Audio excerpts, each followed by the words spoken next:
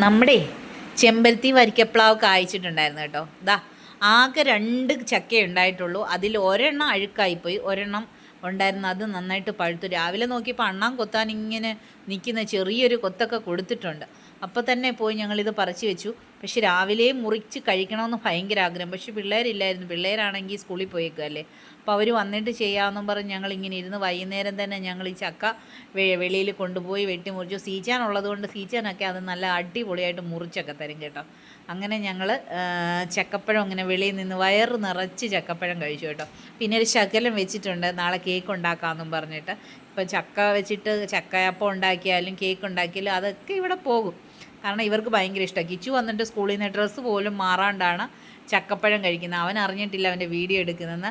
കുറേ നേരം കൊണ്ട് ഇത് ഞാൻ എഡിറ്റ് ചെയ്തുകൊണ്ടിരുന്നപ്പോൾ എന്നോട് പറയുന്നുണ്ട് ഡിലീറ്റ് ചെയ്യാൻ. എന്തായാലും ഇതിവിടെ കിടക്കട്ടെ കേട്ടോ. അപ്പോൾ ഇത്രയേ ഉള്ളൂ. Tata, okay, bye, see U.